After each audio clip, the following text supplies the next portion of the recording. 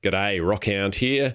I've got something a little special for you today. Fellow Mavericks content creator BrutalExp3rt kindly hosted me as a guest for a dual commentary about Mavericks Proving Grounds just a couple of days ago. In the commentary we cover a wide variety of subjects about Mavericks, including the factions, character customization, the map environment, the possible ranking system for multiplayer, monetization, and even where Mavericks fits into the Battle Royale genre as a whole, so there was plenty to discuss. Now, rather than play the small amount of Mavericks gameplay footage that we have so far, or the official Mavericks trailer over and over for the hour-long commentary, I thought I would do something a little different.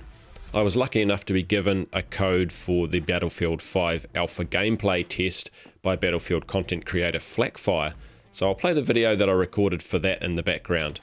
Anyhow, if you'd like to listen to more dual commentaries about Mavericks like this one, then please leave a like, and if you want to support this channel, please consider subscribing and sharing this video with your friends. Right, let's get into the commentary. Yo, what up YouTube? Monetisation here, bringing you all another video. Now today, we're going to be doing a dual commentary. We're going to be talking about Mavericks Proving Grounds, and I'm pretty sure you guys have seen all of my videos on this YouTube channel, but if you haven't, they will be at the end of this one. But we have a special guest here. You guys might know him, and I'm going to let him introduce himself. Go ahead, bro. G'day everyone, it's Rockhound Black here. It's a pleasure to be having a chat about Mavericks. I'm really looking forward to talking about some of the topics that we've got down today. It's going to be a lot of fun. Oh yeah, definitely a lot of fun. But one of our first topics, and again, we have about a couple topics we're going to talk about in this video. So we're going to talk about the factions, and I'm going to go and let Rockhound Black go ahead and start us off here. What are your thoughts on some of the factions, and what are your hopes? Yeah, when I first saw the factions, I thought that they were really well sort of given their own space as such. So we got four really distinct groups. I was a little surprised to see that Capital Forces was a group that we could choose to join. I don't know how popular they're going to be. They're kind of going to be the uncool kids on the block. But that might be an attraction for some people. I think definitely the two factions that are going to be the most popular will be the Syndicate and the Circle of Lazarus. The Syndicate have that edge about them. They'll be the faction that people either love to hate or are enamored with because of the rich factor. And Circle of Lazarus definitely has that really cool look to them, though. They've definitely got the coolest clothing so far. Oh yeah. Yeah, I personally do love the Circle of Lazarus. I said this in my last video, I believe. So I was talking about the lore when it came to the different factions. The Circle of Lazarus, to me, has been shown the most, and that's what really kind of gets me into seeing what they're bringing to the table. And they just shown so much of the Circle of Lazarus, and I just loved everything that they have shown so far. And even some of the lore, I was a huge fan of Dead Orbit within Destiny. And now the Circle of Lazarus is almost somewhat of the Dead Orbit. So I've really kind of bonded with that faction, and I read up on some of the stories and whatnot. So I think, me personally, I'm really excited to see the Circle of Lazarus. And I'm also interested in the last Special Forces. To me, I like the war paint theme going on. That's always been something pretty cool. I love the fact that they have almost this military type vibe thing going on with the last Special Forces, and even some of their lore hints to them having like special, I want to say like special agents, or retired Special Forces actually being in that faction itself. So that's something I'm really interested in seeing. Maybe they're going to be like the faction that's really key on weapons, like weaponizing stuff and whatnot. So I really can't wait to see what type of I want to say dynamics when it comes to the factions and how they differ from each other when it comes to style, gameplay. That's something I'm really interested in for sure. Yeah, and the last Special Forces, they definitely have a cool location as well, up in the Highlands. So there's the mountain location. For me, the faction that I was drawn to the most was the Institute of Technological Resistance, and it was because of their location, which is that hydro dam. It reminded me of a location that I was brought up just a few minutes away from. In fact, they look remarkably similar to each other. But I think so far, you know, we've seen so little of the factions, their clothing, for instance. We've only seen one example of each faction. So there's going to be a lot of new stuff coming along that'll probably draw people into different factions than maybe they initially thought they would go for. Oh yeah, I'd say for sure. And the fact that you brought that up, that you kind of made a personal connection with that certain faction, just shows you how you know how I feel like a lot of people are going to pick their side. Again, I made a personal connection when it came to Dead Orbit and the Circle of Lazarus, and you just said you made a personal connection because they're stationed at a dam, and then you kind of were raised around this dam. So that's something pretty cool, and I really love that they have lore and they have their own location, you know. So that'll be something pretty cool to kind of walk into a certain area and then you see nothing but these certain faction members. Or let's say I go to the Circle of Lazarus camp and I see nothing but these type of Circle of Lazarus AI is just kind of roaming the area and whatnot. So that'll be something pretty cool to see, and I just am so excited to see what Automaton brings to the table when it does come to factions, for sure. Yeah, and I think Mavericks is going to do something new for a lot of people, especially when it comes to Battle Royale. And really, Battle Royale is about the last man standing or the last squad standing. But this is drawing a new element, which is giving you a faction that you can belong to and feel like you're part of, and you know, you might have strong feelings either towards their location or their ideology, or even just the way they look. But that's what you were talking about before. The lore and the depth is something that Mavericks is bringing to the table that I haven't really seen from any other game yet. A decent backstory. Oh yeah, for sure. So that's one thing that Mavericks Proving Grounds is definitely going to stand out when it comes to the Battle Royale genre, for sure, because no other Battle Royale game is going to create this in-depth lore. I think PUBG has no lore whatsoever, or at least not any lore that I know of. And then Fortnite is Fortnite. There's really no lore to Fortnite necessarily. So I'm really excited to see Mavericks Proving Grounds really go in depth with the story and how these factions just, you know, fight against the capital and whatnot. And that's just something pretty exciting indeed. But is that all you have to say about the factions? Yeah, I was just going to add to that, which is I think if you were to take the million-odd players that are online for PUBG at any given time and ask them, you know, what's the story behind one of the islands, they would probably have no idea. And I think that's going to be quite different from Mavericks. I think the lore is going to be a big part of why people actually get into it. And it might not be the reason they get into it at the start, but it might be the reason that they stay with it for a longer time than the average game. Oh yeah, for sure, because there's going to be all types of channels popping up just talking about lore in Mavericks Proving Grounds. I saw that with Destiny. It was a lot of channels that popped up with Destiny. They were just talking about the lore when it came to Destiny itself. So I think that's going to just create that, you know, player bond to the game and make you more involved and more, I want to say, developed in the story itself. So I just really am excited to read up some of the stories that Mavericks, or the lore writers of Mavericks, kind of produce and whatnot. So far, to me, they're doing an awesome job. They gave us just a pinch of what's to come, and I'm just so excited. Yeah, really yeah, I am too. I think it's something fresh, and it's going to attract a lot of new players to, especially to Battle Royale, that might not have looked at it before. Oh yeah, for sure. Yeah, so those people that really want to go in depth with the lore and also want to play a Battle Royale game, this is going to be the area or the place to really go, for sure. So I'm just beyond excited. But I think that's it, right, Rakan? I think we're pretty good on factions. Yeah, I think we've covered that pretty well. I think, you know, I'm just looking forward to learning more about them as we go along. Oh yeah, for sure. Hopefully, we're of course going to see more and more details released about these factions and whatnot, and how you pledge and stuff like that. But our next topic today, boys, is going to be character customization. And I'm also going to let Rakan start it off there. Go ahead. Yeah, well, I think Automaton are taking a bit of a different approach to, especially the likes of PUBG, where, you know, you can pretty much buy your character customization in there. And I think a bit later today we're going to talk about the monetization side of things, so we won't get into that right now. But I think the big thing is really having the clothing attached to your progression. And that being the main look is associated with how well you play the game and how much you play the game.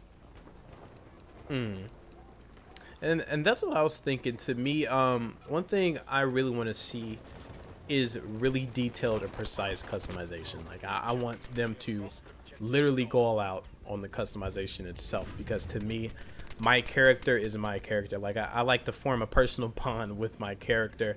And I know I said personal bond so much in this video, but I seriously love getting really in depth with the game. Like I want to feel like I'm actually in the game.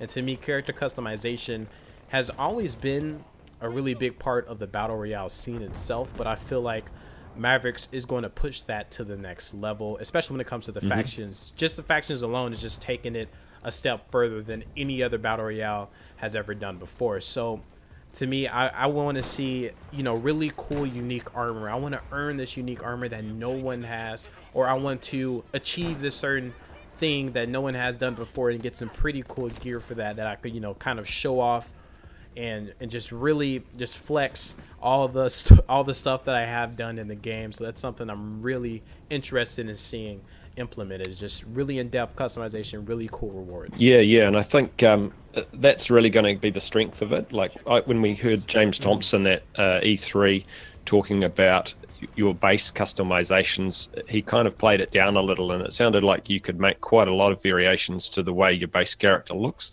but it wasn't going to be a huge thing like it might be in that game Scum, for instance, where you can pretty much change every little detail about your character. But it's definitely going to be a big thing when it comes to the armor look and the clothing look and the you know, the items that you're wearing through your progression. That's going to be something that there's going to be a lot of choice around, I would say. Oh yeah, for sure. And well, one thing I was really interested in as well, do you think they're going to have, I want to say, I can pick certain colors on, I'm not necessarily saying like armor as a whole, but I'm just saying like change different colors on my character itself. Do you think they'll be able to add that, or do you think they would implement that? Yeah, I really hope they do. I think as well as it being part of the progression system, I think people like individuality. You know, we all like to look a little different, you know, in real life. So I think that just applies into the game as well. You know, you'll want to get that jacket that looks a certain style, but probably you want to have a bit of choice about color and some of the other features about it. Yeah, I was thinking one really simplistic thing that they could really do is just add, I want to say like camo things or camo shaders. I'm just going to be quoting Destiny a lot, because they did say they were taking inspiration from Destiny's looting system. I believe in one of the reveal trailers or something like that. I do remember that though. Okay.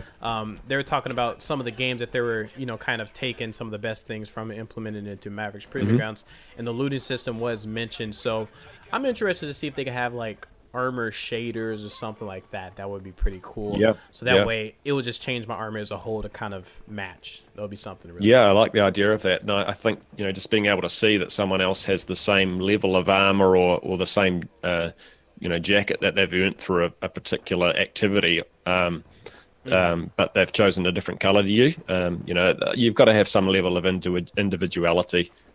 You know, that's what sets us apart. Oh yeah, for sure.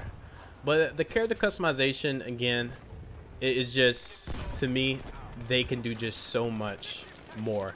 Like they can do so much more than any other Battle Royale game has ever done. And I just really can't wait to see what Automaton pulls off. And I know they have some really cool tricks up their sleeves, because so far what they've shown us is just blowing me away, honestly. It's just so much.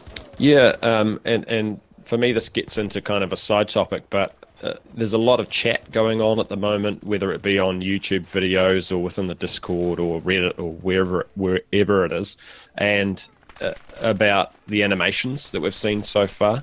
And one of the developers, Jord, mentioned in the Discord just a day or so ago that they're actually looking at fully replacing all of the animations that you've currently seen, which is, you know, that's a huge thing. But I think it also speaks to where they're kind of at in the development process, which is that what we've seen so far isn't anywhere near what the finished product's going to be. The environment we've seen is pretty close, I would say, but the actual animations we've seen are probably going to be drastically different when it comes to you know, the beta, and even when we get to the actual launch of the game.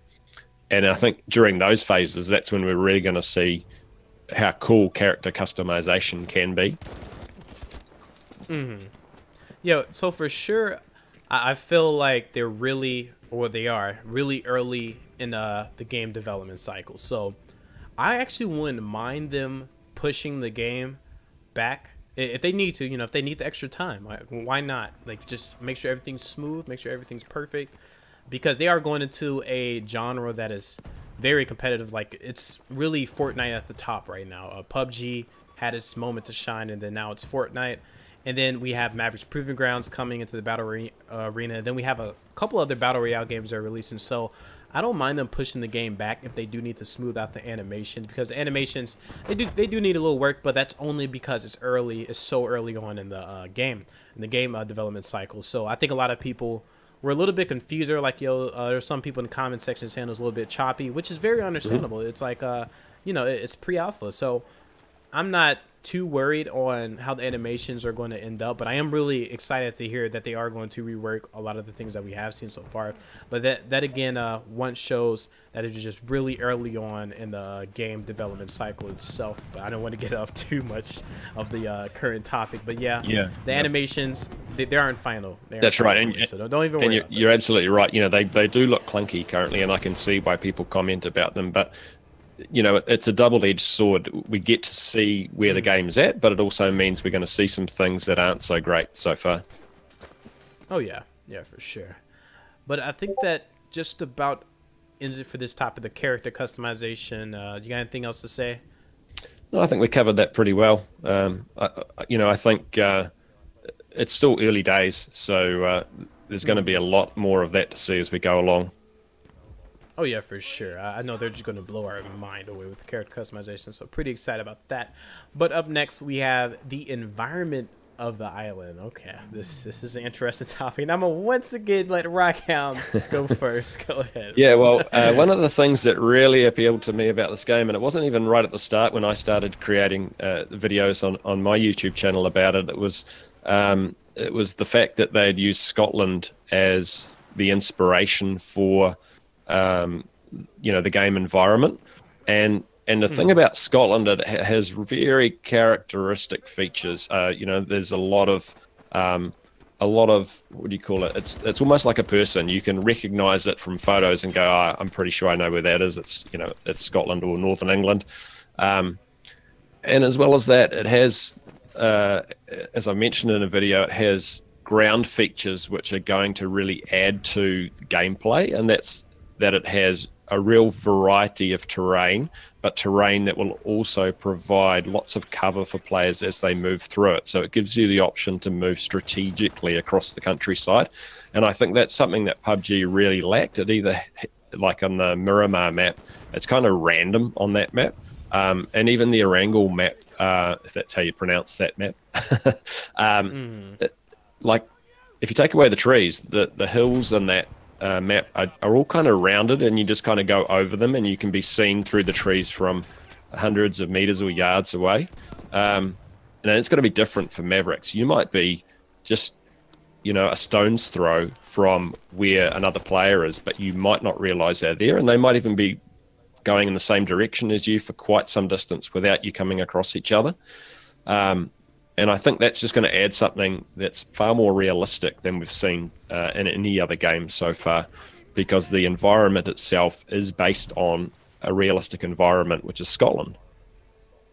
Yeah, I don't know too much about Scotland, but again, I just love the way that they designed the terrain itself. To me, it looks better than PUBG's terrain, in my personal opinion. I love the fact that, again, that they are going into a country. I've personally never been to Scotland. I don't even know necessarily what Scotland looks like too much, but the overall terrain is definitely looking very nice. And I do want to see, again, they have confirmed that they're going to have like sort of dynamic weather, kind of changing up the environment itself. But I want to see, just crazy cool things going on when it does come to the world of Mavericks. And especially since it's in Scotland, like you said there was like a lot of terrain going on, right? Yeah. So like a lot of mountains. So the thing with Scotland is really it's got interesting rocks. Strange that I say that, but what it means is that you end up with little valleys and little gullies and strips of low-lying land that run across the land for some distance. And so they're going to provide little conduits that you can work your way through without being detected.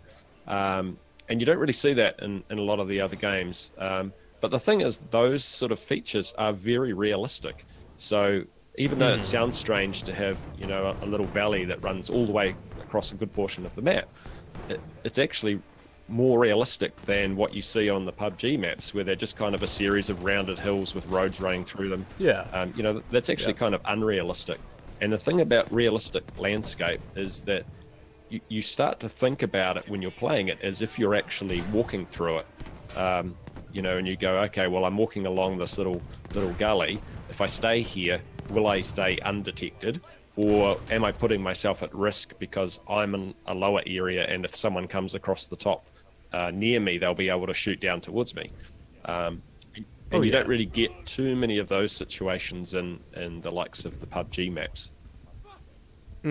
Oh yeah, for sure. Yeah, PUBG to me is just, to me, the environment, it doesn't necessarily feel too natural. I feel like they added too much of their touch.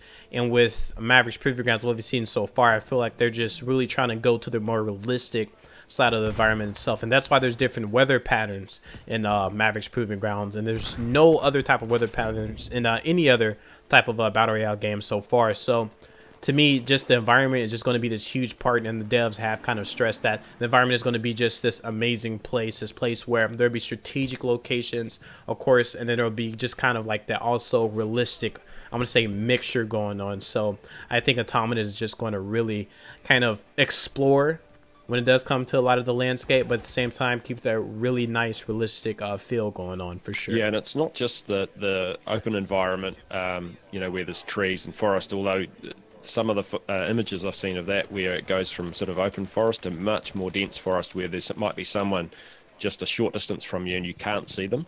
I really like that, but also how they've talked about the way that the villages and houses are set up, and that they're thinking about it almost like a battlefield map, where they're creating these little villages that they know are going to play well within themselves if there's a group of people there in combat, and then in between having realistic landscape.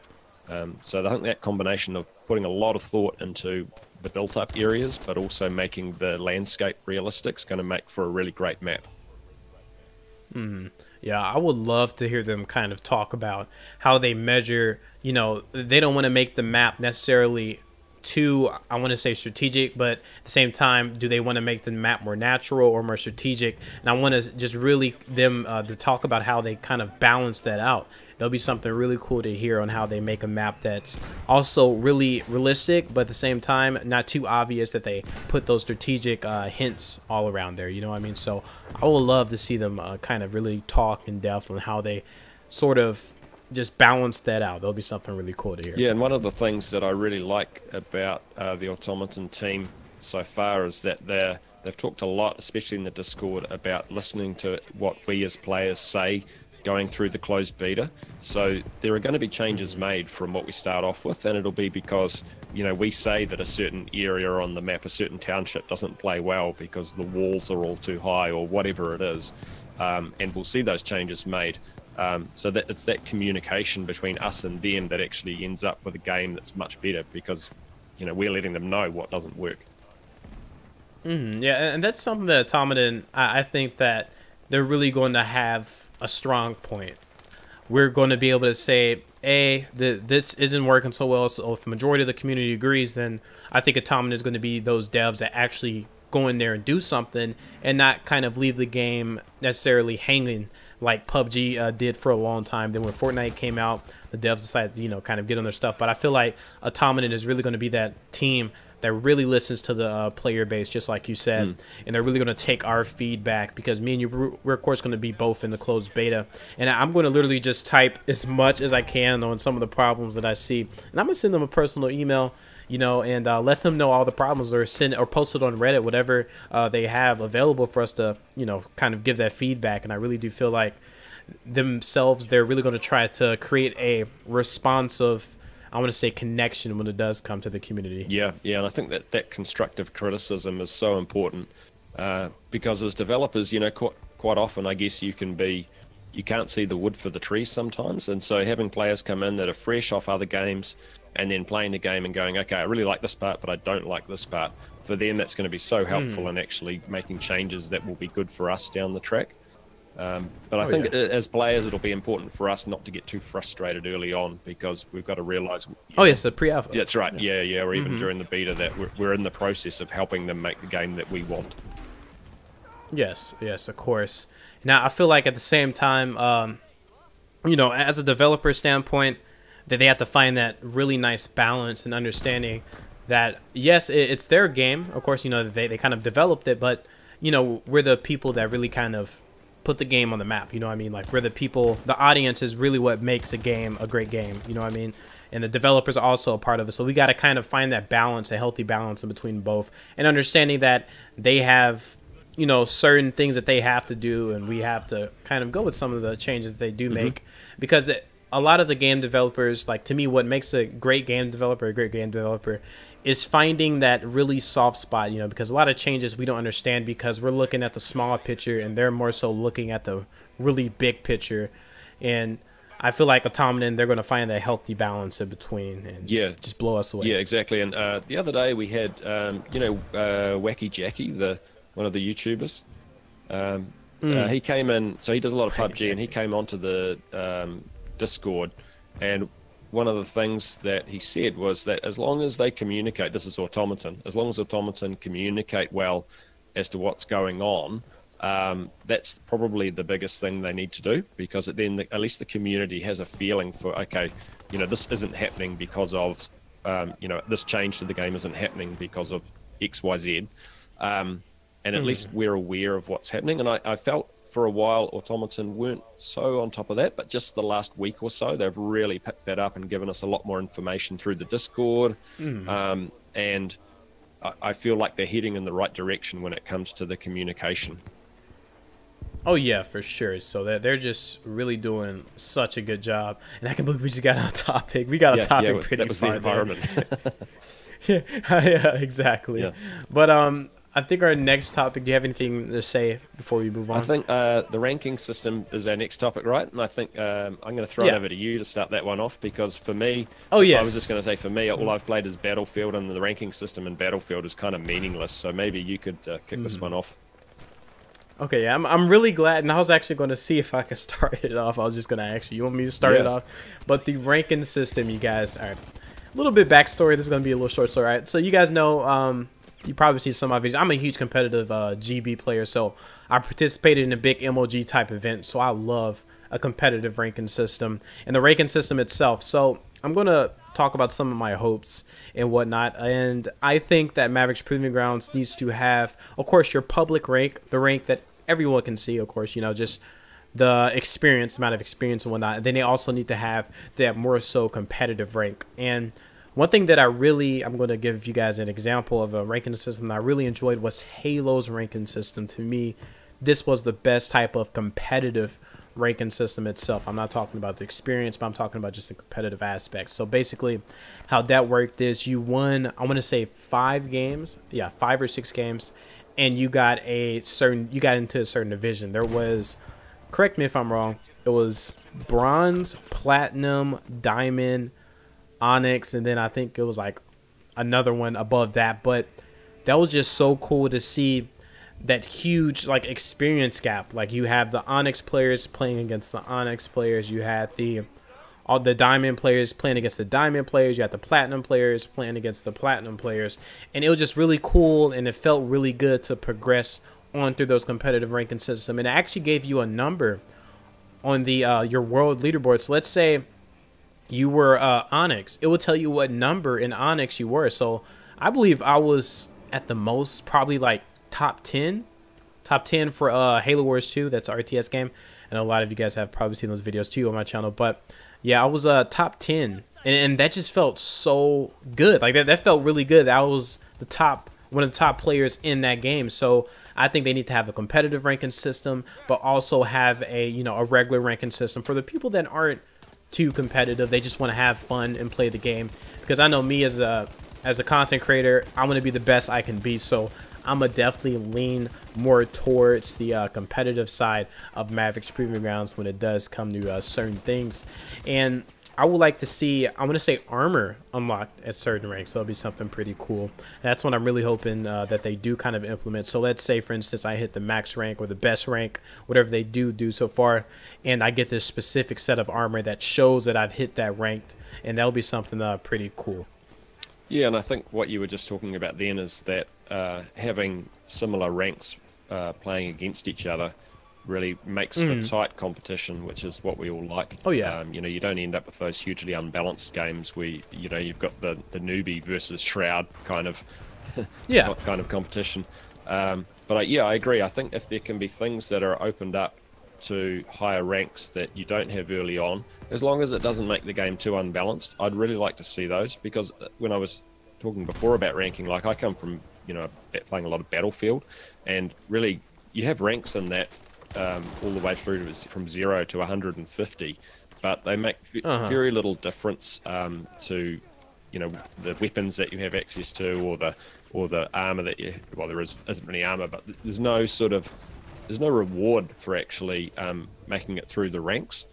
Now we're going to get some reward because of the clothing side of it in Mavericks, but I'd like to see that there are some other things that you kind of feel like you just get the slightest little advantage for, you know, moving up through the ranks and actually being committed to playing the game.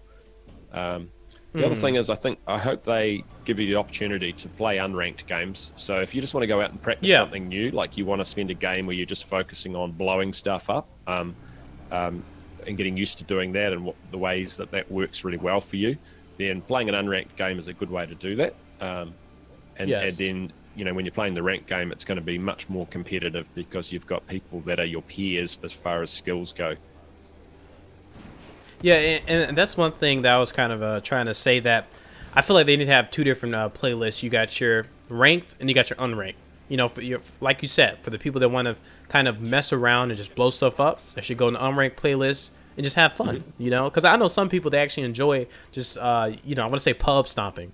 You know, just going in there, having fun, you know, just really kind of doing whatever they want. And for the really serious pro players that really want to take the game to the, I want to say the full most, like, you know, hardcore, I want to say that they should just have the, like, ranked playlist where these certain ranks are going against these certain ranks. But my thing is, though, how would they do that if it's like 1,000 people, you know? I would love to see them kind of mess around with that, because if it's going to be 1,000 players, and I don't think that ranked would be 1,000, you know, players in one game. I feel like if they were to have a ranked playlist, it'll be more on the side of, you know, 400 or just 100 regular players would probably be for the ranked playlist. Because I know in games like Halo, you know, you had your big team battles and whatnot, and that was just unranked, and then you had your pro ranked, I want to say, playlist, and you have 4v4 for that. So yeah, they're going to have to condense that a lot to kind of make that work to the full ranking system's potential, for sure. Yeah, that's right. And with 1,000 players, you're going to have still a wide variety of skills within that. You know, it would be like having a golf tournament with 1,000 players. Well, there's going to be a big range of players in that. Oh yeah, for sure. But yeah, I think you've hit the nail on the head, that having that opportunity to just go in there and play unranked and do whatever you please, you know, try some new things if you haven't done it before. That's really important. But you know, when it comes down to it, we want to play that tight competition game as well. Yeah, and if Mavericks Proving Grounds does this right, and Automaton just hits it right on the head, then those 100 Battle Royale Fortnite tournaments that you guys are seeing are literally going to be amplified to 1,000. Or, you know, if they were to go, you know, just ranked 1,000, you know, or just to see just community of games itself, that's going to be amplified times 10, literally. So I think that the whole playlist system definitely has to go in their favor, and they really have to find that sweet spot. Like, everything is about the sweet spot. So hopefully, again, we have a ranked playlist and then a regular playlist for the tryhards like myself, and then the people that want to have fun, you know, want to chill, play, and just talk with their friends, have their own separate playlist where they can just relax. Because that's a lot of stress, you know. It's very stressful to me to go into a or to play every game on a certain video game and know that I'm going to get somebody that's exactly on my skill level. That's very stressful. Yeah, that's right. There'll be days, you know, like if someone has a hangover, you know, they want to play unranked that day, or you know, having that choice, you know, because there'll be days when you feel like you're on fire and you want to play ranked every single time that day, and there'll be other days when you just want to go and goof around. Oh yeah, for sure, because I don't want to go sweats 24/7, but at the same time I just want to relax, you know, and I just feel like that they are going to find that sweet spot, and I just have the complete faith in the Automaton, and I know that they're going to just really just blow us away when it does come to the ranking system itself as well. Yeah, I'm looking forward to it. I mean, we don't really know too much about it just yet, so yeah, I guess don't. It's kind of a bit of an unknown, but I'm looking forward to hearing more about that one for sure. Oh yeah, for sure. But our next topic, but before I move on, actually, let me go ahead and ask him. Raikon, do you have any other thing to say about the ranking system? No, I guess for me, it's all kind of new, really, because I haven't come from a game that really has much of a ranking system, so I'm really looking forward to learning a bit more about it myself. Okay. All right. So our next topic is monetization. All right. Raikon, do you want to go first, or do you want me to go first? You go first on this one. All right. Okay. So monetization. This is something pretty interesting. So I know for sure we have confirmed that there's not necessarily going to be loot boxes. Am I right, Raikon? I want you to. Yeah. I think by the sounds of it, the whole loot box thing, Automaton have really drawn a line in the sand when it comes to not ending up in that situation where there's anything like play to win or where you're getting random things that you don't even want. Yeah, I think Automaton definitely learned from EA, so we're not going to have to worry too much about loot boxes. But one thing I wouldn't mind seeing when it does come to the monetization is just those certain cosmetic items. I don't mind. Like, I've never had a problem with that, as long as it doesn't give the player too much of an advantage to the point where if I buy this, I'm going to destroy everyone, versus if I buy this, I'm just going to look different. You know, I think they're going to find a nice fine line in between both, and then say that, hey, these things are going to be cosmetic. You guys can purchase these things. If you want to just hurry up and get that, you can. That's awesome. Do that, but you're not going to have a better advantage versus a guy that's just now bought the game and hasn't spent a dime and whatnot. So I would love to see what they do to the monetization, me personally. Yeah, and I'm also interested to see how they deal with things. Like I've seen the devs talking about how in the MMO world, as that part of the game starts to get developed, that you can take items out into that world and risk losing them.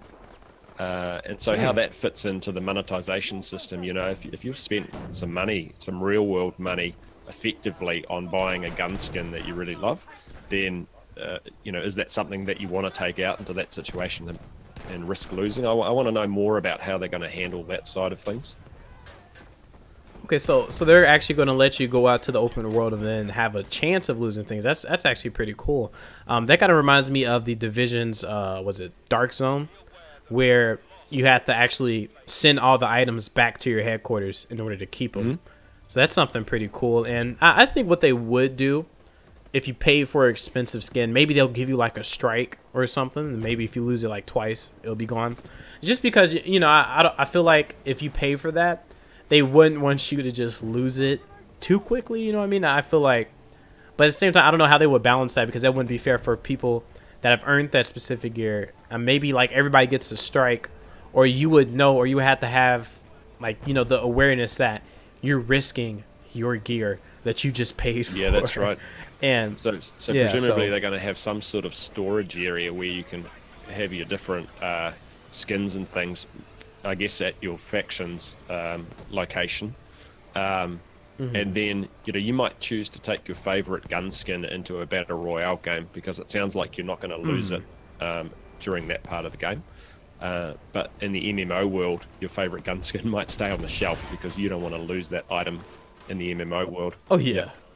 Oh, but yeah. maybe I would definitely be. But then maybe there'll be rewards mad if you do that as well. So, you know, you might be tempted to, by the game, to take your favorite item out there. Oh, yeah. Well, wouldn't that be cool if they had, like, I want to say, like, a bonus? I don't know. I'm just throw this out there, like a bonus credits, ×2 credits if you had your armor on for a certain amount of time and you didn't die and whatnot, or you didn't lose it. So that would be something pretty cool, like different modifiers to have on your armor if you survived with that long enough. That would be actually something I would love to see when it does come to the game. Yeah, yeah. It sounds like they can go in so many different directions with this, and at this stage, I think we know so little about it. It's a bit hard to sort of, give an opinion on it, because all we know is that your clothing is going to be solely linked to the progression side of it, and you can't buy clothes. But the weapon kits and the emotes and the spray icons are going to be different. You're going to be able to purchase those. Do you know much about the spray icon side of it? No, the spray icons, yeah. Go ahead and elaborate. No, I was asking you if you knew much about it. No. Oh, so you don't need it? No, not really. No, I guess maybe it'll appear as a patch on your jacket or something like that. But ooh, okay. I don't know if it also means you can, leave the icon like graffiti somewhere, or how that's actually going to be used in the game. Okay, yeah, that's going to be awesome to see that. Oh yeah, for sure. So yeah, they're definitely going to probably use those as micro transactions or something like that. That would be pretty cool, indeed, for sure. But our next topic is the Battle Royale as a whole, but do you have any more to say on the monetization? No, the last thing I want to say on the monetization is that I'm just so happy to see Automaton basically separate the real world money side of it from the progression system, and oh yeah, yeah, that's really good. I'm very, very pleased to see the way they're handling that. Yeah, and one thing before we move on to our next topic is that I feel like us as a player, their course is going to be microtransactions, but we can't get mad at that because they're a business. They have to make profit. Yeah. They have to fund the game. So you guys, if you do see microtransactions in Mavericks Proving Grounds, I'm more than positive that they're not going to be in your face. Buy this, click on that. They're going to be for the players that really want to fund the game and help kind of the game develop in a more smoother fashion. And that's why me and Rockhound here, we signed up for the pre-alpha, and we actually kind of supported the game, and that's a really big thing. And I'm really excited to kind of see that this money is going towards the development. So that's something to really keep in mind. If they do it in a correct way, which I'm more than positive that they will, that the money is more than likely going to go right back into the development, and just make the game really good. That's right. So those founders packs that you're just talking about, on the page that it talks about the founders packs, it gives you all the different benefits, like 12 months citizenship, which is the subscription side of the game. You get your own weapon kit, emote, icon, access to a forum, those kind of things. But right at the bottom it says, word for word, to grant assurances, all revenue generated from founders will be injected straight back into the development of Mavericks. So by getting a founders pack, you are actually saying, hey, this game looks good enough for me so far that I actually want to support it and make it even better. And like you just said, that's the reason that you and I have chosen to purchase that. Yeah, so I feel like for sure that Automaton is just a new studio as a whole, and they necessarily don't have certain fundings. I'm not saying that they don't have any money at all, but they do have to kind of ask the community for help when it does come to certain things, because again, they're just a new studio. They're really just starting off, and we're going to really see them grow as a whole. For the people that are new to the Mavericks Proving Grounds world, they're going to kind of come when Automaton has grown so much, but we are really here as a foundation. Like, we're seeing the studios develop and grow. I remember them even talking about the new animations that they're adding, because they just now bought a what was it called, Rockdown? They just now bought an animation suit or something like that. A motion capture suit. Yeah, so they're just a new studio, and that's something pretty cool to watch this new studio evolve and create this massive universe that we all know as Mavericks Proving Grounds. So I'm just beyond interested in seeing what they do have to bring to the table when it does come to monetization, and hopefully it just isn't in your face. But again, I just have complete faith in Automaton as a whole. But is that about it, Rockhound, on monetization? Yeah, I think we've covered that pretty well. Okay, good. Our next topic, once again, is Battle Royale as a whole. So we're going to kind of talk about Mavericks Proving Grounds. Where does it stand in the Battle Royale community, and just kind of really compare it to other types of games. So do you want to start off, Rockhound? Yeah, I've been thinking about this a lot because if you go into all the different videos that are out there for different types of Battle Royale, there's a common comment that I see, and that comment is that Battle Royale is at the end of its cycle, like it's kind of done. And I actually think the complete opposite. I think this is a genre of game that is actually only just starting. And the reason I say that is because if you look at the comparisons people are making at the moment, they're comparing things like Fortnite and PUBG and saying which one is better. Well, to me, those things are apples and oranges. Those games, like, well, they have the same sort of rules around the closing circle and that kind of thing. They look vastly different from each other. I play quite a bit of PUBG. I like the reality look of it. I've never played Fortnite because it just doesn't appeal to me. So to say that those two games are similar or the same is, in my mind, wrong. And I think what it means is that we're actually at the start of a whole new genre that's going to develop over time. And what we will end up with is a bunch of games that are probably not too different from Mavericks as we go along. And I was just having a look earlier today at the different types of reality-based Battle Royale games that are out there. So we've got PUBG, there's Fractured Lands, which is coming out this year, which is sort of a Mad Max-style game. Fear the Wolves, which looks like it sort of replaces zombies with wolves as a character. Islands of Nye, which has more of a sci-fi feel to it. Europa, which actually looks quite realistic. And then, of course, Battlefield announcing that they are going to step into Battle Royale as well. So that's going to be... wow. So we've got military realism as much as you can get with Battlefield. So we are starting to get a few games that are more similar to each other. But I think in a year or two, we'll probably have games which are, very comparable. But I think when it comes to saying that, the Battle Royale genre is kind of at the end of its cycle, well, what it actually means is probably PUBG and maybe Fortnite are heading towards the end of their cycles, but the whole genre is actually just starting off. Oh yeah, for sure. I think that the Battle Royale genre is just this newborn baby that had just kind of stepped into this world of these other game titles, and it's just completely taken over, in my opinion. I think the Battle Royale genre is just so new and so fresh, and I think it's actually here to stay for sure. I think that it's more so... I want to say that it's going to be this thing that just changes the gaming industry as a whole, because we never really seen a new gaming genre pop out and just really blow up this fast. And Mavericks Proving Grounds just really sticks out to me because just how they're trying to do just more than a Battle Royale. Of course, the Battle Royale side is going to be a part of it, but it's just not a Battle Royale. With Fortnite, you had the Battle Royale and then a campaign, but the campaign to me really wasn't that enjoyable. It really wasn't even in depth as I would have liked it. But Mavericks Proving Grounds has lore, and Mavericks Proving Grounds just has, to me, just such a better vibe when it comes to realism and how players will interact with the world itself. Because Mavericks Proving Grounds, they just talked about how it's going to be this open living world, this huge MMO like living world, and I think it's first of its kind for sure. And to me, it just sticks out so much versus the other games. And speaking on one of the Battle Royale games you mentioned, the Mad Max one, I did see a little bit of gameplay of that, and it to me, it felt too much like PUBG, just with different, I want to say like a different skin. But Mavericks Proving Grounds to me just looks totally different. I feel like it's going to play a lot different, and I feel like the lore itself is going to be actually there, and the story is going to be there. And to me, PUBG is just missing that, and that's what really sticks out to me when it comes to Mavericks Proving Grounds. The lore, the fact that it's going to be an MMO, and that's something that none of these other, or at least what I know so far, none of these other Battle Royale games are actually doing.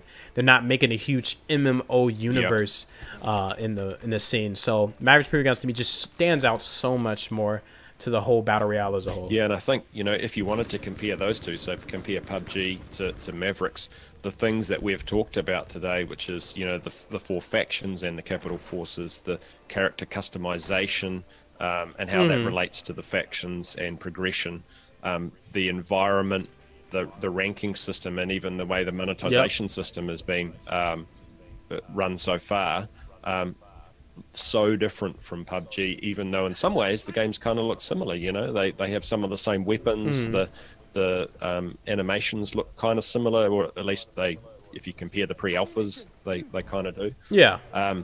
But the thing you were saying about the MMO part of it, I think is actually going to be like the dark horse of the whole thing. A lot of people will come to this game because they're really into Battle Royale, but they're actually going to stay because of the MMO, and they'll become MMO players, and they might not have realized they were MMO players when they first got into gaming. Yep, and to me, that's what's going to keep Mavericks, you know, a step ahead of all these other battle royales. And it's going to keep, because there's going to me, I feel like the community is really going to kind of diverge. There's going to be the people that just play MMO and the people that play the battle royale side. So we're going to kind of see the community. I want to say they're still going to be together, of course, but you're going to have certain players that prefer the MMO side, and the certain players, or majority of the players, prefer the battle royale. But you're going to kind of see that mixture and that really, I want to say, difference between MMO and then battle royale. But I feel like Mavericks himself, or the Automaton themselves, they're going to find that connection in between both of the two worlds, and that's just something we've never seen before. Yeah, it's an exciting new area. Oh yeah, for sure. The area that's never been explored, and I'm pretty sure that they're just so ambitious. Like that. That's why I love the studio, Automaton. You guys are ambitious. Like, you aren't scared to try something new. They're really trying to innovate and really go your own route. Because when I heard that Mavericks Proving Grounds was going to be an MMO too, like that instantly got me on board. Like, honestly, I was like, cool, that I get to play battle royale, and I also like MMO games. So those are my two favorite genres in one. Like, it's this huge bundle of fun right here. So I love ambitious studios. I love that. I love studios that don't mind taking risks and don't mind innovating, you know. Like, they just once again, like we've mentioned, the different topics, those are just innovations that Mavericks is just bringing to the table that we've never seen before, and that's just something that is so rare. And they really earned my respect, because I believe hearing or reading up on one of the devs that he's probably one of the head devs at Automaton. He made his first million, and I'm not going to say who it was because I really don't know the name. I have to read or pull up the article again. But he made his first million like around 18 or 19, so he knows what he's doing. He's an ambitious person, and I was reading this article, and to me, it just really stood out. I'm like, wow, this guy, he knows how to, you know, press the limits that we kind of set for ourselves as a genre. So the battle royale genre has never had this MMO side, and this guy has just came in and said, yo, let's do this. Let me create this. Let me try to, instead of 100 players, let me fit 1,000 players, you know? Instead of 4v4 100, let me do 4v4. I think 4v4 is going to be like 500, right? Or 400. So that's going to be cool to really kind of see Automaton push the bounds of what we know. And I just love ambitious studios, and I do applaud Automaton, and you guys personally have a big fan in me, because I'm just so excited to really see how far you guys push this genre as a whole, and how far you push the Mavericks Proving Grounds story. Yeah, and I think to add to that, you know, my understanding is that Automaton have about 40 staff or so. And, from what I've read, that's probably, you would call them a medium-sized development company. But they're also working hand in hand with Improbable, who have developed the Spatial OS software that allows the game to run on multiple servers for each game, so the workload's spread and we get smooth gameplay, and there's good anti-cheat technology and all those kind of things.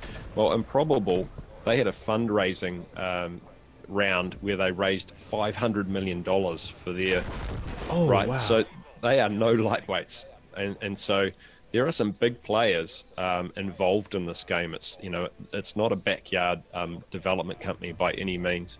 You know, I think the negatives we've heard so far largely revolve around the animations that people have seen. But once all of those have changed, I think there's going to be quite a large shift in the way people view the game at that point. Oh yeah, for sure. Me and you, we are just like the start, because I remember looking up your channel, and you were the only Mavericks Proving Grounds YouTuber that I found, besides myself, of course. And it was just kind of me and you in the scene. Then I started seeing other YouTubers kind of jump on the horse and whatnot. But that's just what we're going to see. We're going to see that, or other people are going to realize that Mavericks Proving Grounds isn't just this indie type game. You know, that Mavericks, the studio of Automaton, they have some big people behind them, and that's just is really cool to think about it, because Spatial OS is just such this amazing technology, and that's why a lot of people, I feel like, are afraid when it comes to Mavericks Proving Grounds, because they don't know much about the technology when it comes to Spatial OS. They're afraid that they're going to run it on their computer, everything's going to be laggy and choppy and whatnot, and that just couldn't be further from the truth, because, you know, I've read up on Spatial OS because I like to research certain things like this, and I'm pretty sure you have too, but we both know that Spatial OS is way more than capable of handling Mavericks Proving Grounds, and I'm just really blown away to how some people are just really uninformed, but I couldn't blame them, because this is just such a new a new thing that we have, or it's not necessarily a new thing, but it's something that we haven't seen in the Battle Royale. So it's new to a lot of people and a lot of the community. Yeah, and I think that, you know, sort of the negativity around the number of players in a game, that kind of stuff, it has no real founding to it, because Spatial OS takes care of a lot of those things. Probably the things that might trip it up though is actual player numbers. So like, you know, when you've got 1,000 people, well, you know, it's like organizing 1,000 people going into a concert. It takes time for people to get into the queue, those kind of things. I'm interested to know how they're going to deal with the logistics of actually getting 1,000 people into the game, so we're not all sitting there for 10 minutes going, okay, I'm kind of bored now. This is reminding me of trying to get into an FPP game of PUBG and never getting any matchmaking working. So they've got to make sure they don't stray into those areas where we get frustrated at other things, even if Spatial OS works really well. But what I've seen so far about the technology, you know, that really excites me. I think the idea of having a game that runs really smoothly at 60 FPS and has basically no cheating and has good gameplay, well, what more could you ask for? Oh yeah, all I want is just a fun Battle Royale experience. 1,000 players is, to me, an awesome number. And I just can picture the type of chaos, in a good way, the type of chaos that we're going to see in these lobbies. 1,000 players, like, wow. Yeah. I just really can't wait to get a big old group and just go into the Battle Royale and just have fun. 1,000 people, just amazing. Yeah. You know, I can picture like 20 different people, 20 different teams just kind of running towards each other and just all fighting and just letting it go. And then you got these other teams over there fighting. It's going to be so much gunfire heard around the maps. It's going to be beautiful. I can't wait for that. Yeah, that's one of the things that really appeals is, you know, the variations where you're like walking across the countryside in the map and there's no one near you at all for a while. And you can actually kind of enjoy the landscape, so to speak. And then you move into a situation where there's like 100 people in a village all fighting each other at the same time. You know, that's going to be something completely new that we just haven't seen before, really. And how do you think they're going to like do the spawning system when it comes to that? I was thinking about that. How you get into the map? Yeah, how you get into the map. So I thought it was from a while ago when they were talking about, I think it was in the Spatial OS roundtable. It sounded to me like they had already decided what that was going to be, but then just a day or so ago, the devs in the Discord were saying that they're still working on that. They haven't really come up with, you know, a final plan for it. So yeah, it sounds like it's undecided at this stage. We saw in the trailer that the guys were like parachuting, and there'll be some aspect of that, I would say, but it doesn't sound like they've decided on how you actually end up above the map to get dropped in yet. So. Well, and one thing I was going to really touch up on, it seemed like in the trailer that he was in the island, right? He was in the capital. Then he just jumped off, and then he was in the Battle Royale scene. And my thing is, are those two things going to be really fluid? So let's say I'm just randomly in the tower, and I just jump off, and now I'm in the Battle Royale. Do you think they will do something like that? I suspect that might be available in the MMO part of the game, where you can like leap off the city wall and end up in the map. Or you can try and cross the bridge, which probably is going to be the most dangerous way of actually leaving the city. But I think in the Battle Royale, I think that the trailer wasn't really, you know, what we saw was just created for the trailer. I don't think that was a true indication of what you're actually going to end up doing for the actual Battle Royale part of the game. Okay, good. Anyway, yeah, I was that's like, my guess. Yeah, exactly. Like, I was like, that'll be a little bit chaotic to see 1,000 people jump off at the same spot into this. Like lemmings, right? Everyone's piling off a cliff on top of each other, and then everybody just lands on each other. Everybody's searching for weapons and whatnot. Just be the last guy, and then you can walk down on the bodies to the bottom. Oh yeah, exactly. Yeah, that'll be something for sure that I would be interested in seeing. But do you have anything else to touch up on?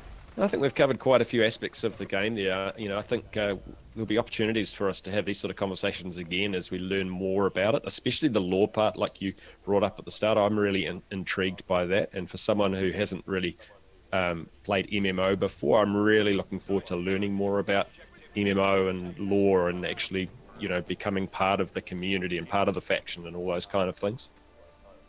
Oh yeah, for sure. Like lore is just amazing. You know, you're really going to kind of see the game in a different perspective, especially when you read up on it and you know why each thing happened, and you know the backstory and that backstory and then that backstory. So I'm really excited to kind of be really involved in the lore side of Mavericks Proving Grounds, and I'm really happy that we did have this conversation and we touched up on some really good topics that I know a lot of you guys were wondering, and I hope that we kind of, you know, got you guys excited for the game, because me and Rock Hound, we're really hyped for Mavericks Proving Grounds. We're big supporters, and we've have basically been here since the start. I want to say me and him have been just uploading content on Mavericks, and I think that just about ends it for the video. Anything else you got to say, Rock Yeah, Hound? I was just going to say one last thing, and that's, you know, if you're interested in the game and you want to sort of get into the community, come along and join the Discord for it, because there's always someone in there chatting about the game. The devs spend a lot of time in there, and they often give you good information about the game. And it's a really cool community. You know, there's little arguments about like cherries on pizza and pineapple on pizza and random stuff like that. But overall, it's a cool community to kind of hang out with as the game gets developed. Oh yeah, for sure. Like one of the head engineers, Jord, I believe his Discord name is. He talks in there all the time. Yeah, and he's Literally the VP of engineering for the game, so he's you know, he's got his finger on the pulse.